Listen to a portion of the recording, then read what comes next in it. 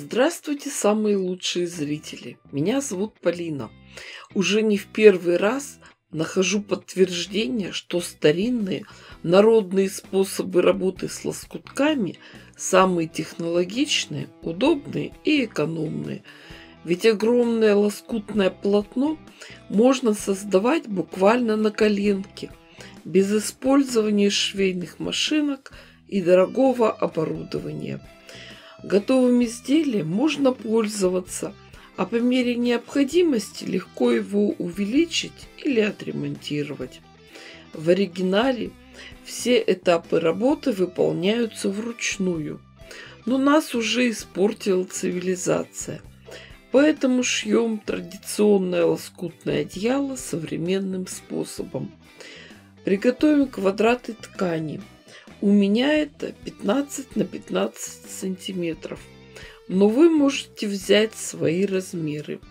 Разделим их на кучки. 2 условно светлые и 2 темные, красные и синие. Начинаем сшивать их попарно. Шьем гирляндой, нитки не обрываем. Строчка мелкая, крепкая. Каждый блок будет состоять из 4 деталей, поэтому заранее определитесь с раскладкой и порядком работы.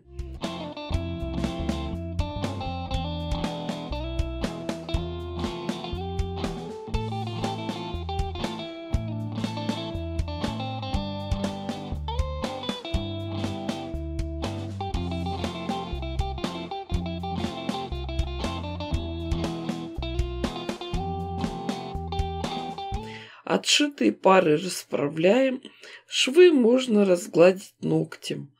Дальше нам надо одним швом соединить эти детали в один блок, чтобы получить квадрат. Но не все так просто. Из квадрата будем делать более сложную фигуру – конвертик. Поэтому шить будем сразу экономно. Складываем заготовку пополам. Одним швом сначала прошиваем короткую сторону получившегося прямоугольника, потом длинную со стороны сцепленных деталей, потом опять короткую. И не отрывая нитки, переходим к следующей детали.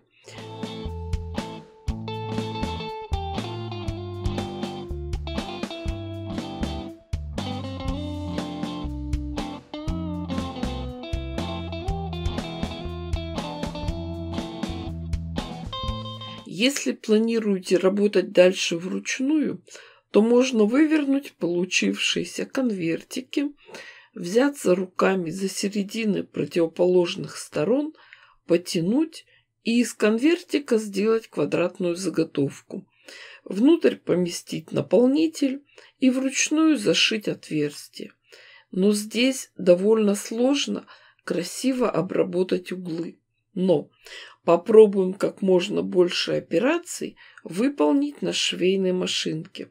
Для этого отшитые заготовки, не выворачивая, разворачиваем и делаем центральный шов. Строчку прокладываем следующим образом. Сначала на 2-3 сантиметра прошиваем угол, потом делаем промежуток в 3-4 сантиметра и дошиваем деталь до конца. Надо, чтобы машинной строчкой была прошита середина, где сходятся все швы.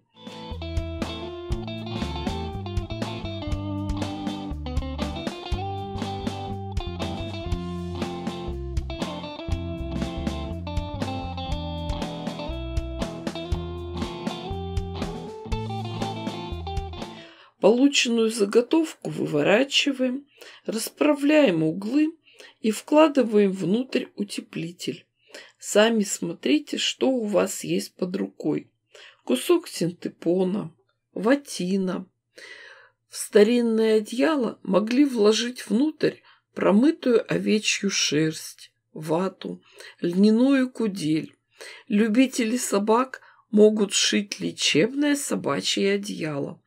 Следующий шаг – наполнитель надо закрепить внутри, чтобы он не сбивался. мы можем простегать на швейной машинке. Таким образом, мы сразу же и делаем и стежку, и зашиваем оставшиеся отверстия. Делаем 2 диагональных шва. Когда мы нашили много таких деталей, уже можно приступить к выкладыванию рисунка.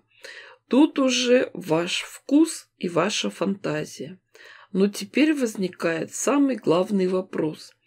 Как это все соединить?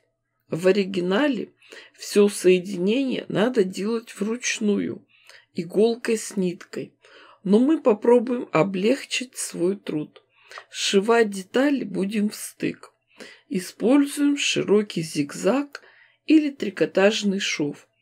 Трикотажный шов – это когда машинка делает 3 стежка в одну сторону, потом 3 в другую. При этом лучше детали немного наложить друг на друга. Так соединение будет крепче. Когда будете работать, учтите, что в углах очень много слоев ткани. Шейте в этих местах аккуратней.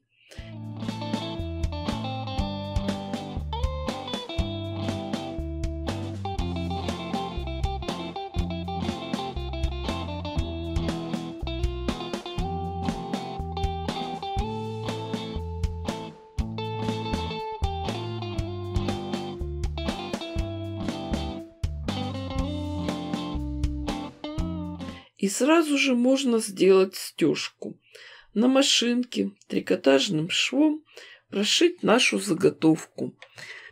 Стежка укрепляет все изделие, не позволяет расползаться швам и сбиваться комками наполнителю.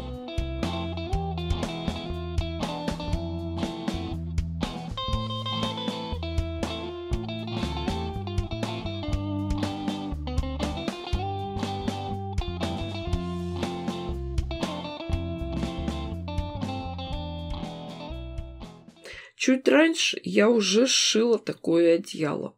Размер у него 180 на 2 метра. Но меня попросили сделать немного длиннее. Поэтому сегодня сшила полоску из одного ряда деталей.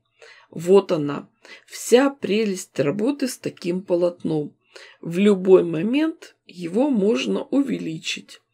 Также пришить трикотажным швом. Сын растет, растет и одеяло. В старину такие одеяла шили маленькому ребенку из лоскутков остатков кроя от одежды отца и матери. А когда ребенок подрастал, размер одеяла увеличивали лоскутками от его одежды. В случае необходимости изношенный фрагмент можно было легко выпороть и заменить. Сейчас за такими одеялами закрепилось название Есенинское. Не буду повторяться, об этом уже рассказывала в других видео. Девочки, дорогие мои, вы же понимаете, что я дала вам идею. Шейте, творите, вытворяйте, радуйте себя и своих близких. Кто еще не подписан, обязательно подпишитесь, чтобы не пропустить мое новое видео. Ставьте классы, пишите комментарии. С вами была Полина. Всем пока-пока и до скорых встреч!